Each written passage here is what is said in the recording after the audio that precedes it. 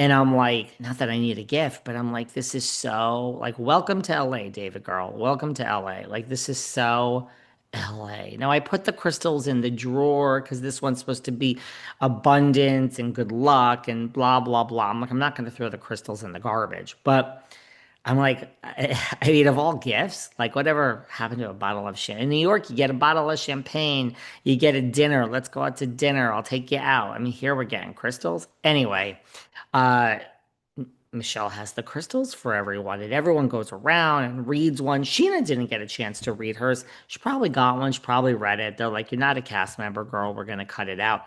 I do feel Scheana and Lala were tested this season. I do feel every minute on camera. I mean, I don't know what we didn't see because they weren't cast members, so I understand it, but I felt like every scene they were in from what we did see, that producers probably were testing them for the chemistry of this group and were testing them to see how they fit in. Look, that scene with Lala and Sosa and the girls, like, I could see her fitting in. I could see Sheena fitting in. I'm starting to go back that route more than even Schwartz. I mean, I don't know. Other than, I mean, Jax is off the show. Schwartz has nothing to say. And I really do think Sheena hangs out with these people the most and Lala second. So I'm back to thinking Sheena and Lala are coming. Maybe, but maybe not. I don't know if we're going to do that just yet. We don't want the show to be about them. We want the show to be about all these people that we're just getting to know. So, anyway, Jax and Brittany have a private chat at this event. And this is when Brittany reveals she is just so disgusted with Jax. This is when she really, I don't know, I know this has come out before, but I actually paid attention this time. I just paid attention to all that's going on with Erica and her lawsuit, too. And I got more to say about that later this week. Like we've been hearing about this lawsuit forever. Listen, there's a lot of information there. For me, if I don't slow down and actually focus, it's all just like top line for me. So with this whole thing with the house with Brittany, I didn't really focus. Same thing with Erica and the lawsuit. I think Erica's, I don't know if it's looking so good for Erica, but that's just my legal opinion, but we'll get into that another day. But when it was explaining that, Jax didn't pay the mortgage in 7 months, which again, I just don't understand these type of things. I guess I should. I know people in the real world outside of reality TV that I have know that are in these situations.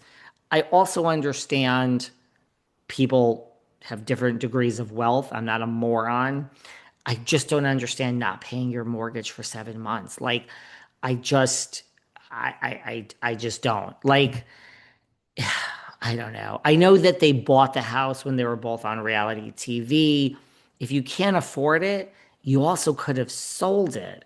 And by the way, if you bought the house for 2.1 and you can't sell it for 2.4 and you can't sell it for 2.2 and it's worth 2.1 and you could sell it tonight for 2.0, you take the $100,000 loss. You don't want to take a loss? Well, too fucking bad because not paying the mortgage for 7 months ain't better. Cut your losses and move on.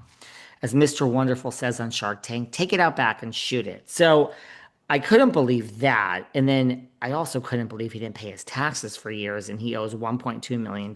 They were going to put him in jail. And the only way to keep him out of jail or whatever, or get in trouble, was to attach the house. That's how the mortgage went from 8,000 a month to 17,000 a month, which Brittany was paying while he lived there. And she also lived at the condo. I don't know the whole Guys, when I say don't ever have a joint bank account with someone, I don't know. I'm sure many married people are telling me, "Oh, David, you have no idea what marriage is." I don't, and I'm not sure well, let me rephrase that. I don't, and I'm 99% sure I don't ever want to. If I married someone and they were dragging me down financially and now you're fucking with my shit, I would be I don't even know what I would be. I don't even know. I mean, I don't know. Keeping life simple. There's a lot to be said about that. But anyway, so that kind of was like, holy shit. Anyway, there you go. And Jax explains to us that he was in rehab And he was hoping to get back with Brittany when he was out, but he was rage texting her, so that's why she blocked him. This thing about waiting to sign the papers till the last day. Oh, I don't think that's going to go over with you guys. They were talking about, for everyone who hasn't seen it, they were talking about, I mean, he has the divorce papers that she filed and he has to sign them. And he says, I'll sign it, but I'm going to wait to the very last day. Now, that's just being an asshole. I mean, what's the fucking difference, dude? So if you have 3 weeks to sign them, he's gonna wait until 2 weeks and 6 days, 6.5 days, 6 days and 23 hours. Give me a fucking break. Oh my God. Well, Brittany loathes him and she realizes this, and we all realize this, I guess. And oh, Mia comes over to Jan, and Janet comes over to Mia and wants to, forgiveness. And Mia's like, no, no, thank you. Just no, thank you. God, I'm really lost in the weeds here. But no, thank you. I'm just not interested in ever being friends with you. Again, good for her. I wouldn't want to be friends either. And Kristen gets emotional again when talk. Oh, and Jesse gets emotional when talking to Kristen, which I love this. I love the Luke and Kristen and Jesse friendship, and Jesse gets emotional and look, I'm going through a lot and I'm a single dad and financial issues and blah blah blah blah blah. Nobody is zen. And Jax is just so mad. He's like, is Danny drinking? Apparently Danny's drinking water, but it doesn't matter. Jax goes over it. He has a chip on his shoulder and don't ever come into my bar again. This drunk. And you look, I understand if two people are truly pretending to have a charmed, perfect life, and here Jax is, and everything he does is exposed, and everyone's like, Jax is a scumbag. And it's like, what Danny's doing is also bad. I get Jax's point, but I'm not so. The problem is we haven't seen this. We haven't seen a lot of it, the bar stuff and all of this. But anyway, Jax says that he is, that he's not a horrible drunk. Danny turns into a different person, but Jax doesn't. Jax just needs a drink to take the edge off, whatever he said. I was like, man, this guy is like clueless. But anyway, apparently Danny's a mess, and Jax is telling him your life is not perfect. And props to Nia for running right over to stand up for her husband and Kristen. The best part of the episode is when Doty gets in the middle of Jax and Danny and Nia, and she's like, step away, step away, step away. Doty, the bodyguard, is just gold star, chef's kiss for Miss Doty. Um, there you go. And it's not going well between these two. And Danny also lets us know that Jax has slept with lots of his staff. Not so hard to believe. And Danny says, when you're the boss, you should never sleep with your staff. I mean, I'm just thinking, like, yeah, that's kind of a basic rule. Has Danny ever seen Vanderpump Rules? Of course, Lisa hasn't slept with her staff, but I mean, look at like Peter was the manager. Where did he sleep with Stassi, or at least go out with Stassi and Katie and this and that? Anyway, then it was also interesting where Nia was like, we're on camera, we're on camera. I didn't understand this. I didn't think Danny was saying anything bad when she's like, we're on camera, we're on camera. And it's like, well, this is what Jax is talking about. And so now I actually do kind of have a problem with Nia and Danny because you are on camera, which you're supposed to be because you're on a reality show. And Danny's like, there's a camera right here. But also, it didn't seem like they said anything bad. So I really got the sense that scene was edited and they said something. Did they say something so dark and shocking that it was edited out? Because, I mean, did anyone else catch that? Like, they're having this thing, and Nia's like, we're on camera, and Danny turn. First of all, I love that every show, this show, that show, Next Gen, OC, they're all breaking the fourth wall. I love it.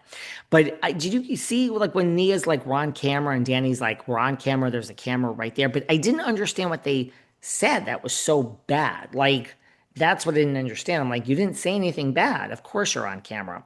So I think that that scene revealed all sorts of things and it was edited out. That's really what I think. And I don't know what that is, but I'd like to know. Maybe that's next season. Maybe this is going to be like where they flash back to the reunion with Emily and Katie, and I don't know. Anyway, we got a lot of real life stuff to get to, so let me just move on. Zach breaks down, and the eyes are going around, and he's telling Brittany, "You're a horrible friend, and don't ever stand up to, how dare you take Janet's side on these things, and you're a horrible friend to me." Kind of see his point. Like it might be time for Brittany to choose. I also see Brittany's point. I'm very much like Brittany in this, in that if your enemy is not my enemy. Like I used to deal with this with the housewives when I was fucking going out and hanging out with them all the time. Thank God I've evolved from that. But it's kind of like, I don't give a shit if you hate this housewife. She's not done anything to me. It's not that deep. I'm not going to hate her, but it's also my business. So I'm not going to hate someone unless it's authentically, a hate. So there you go. But I kind of, so I get Brittany's point that Janet's been nothing but great to her. Zach ain't having it. Zach is crying and, is like, you better choose a side. So starting to think Janet might be back. But here's the thing, guys. Aviva Drescher threw a leg and never came back. Now, yeah, the rumor is Carol said, you better get rid of her or I won't be back. And then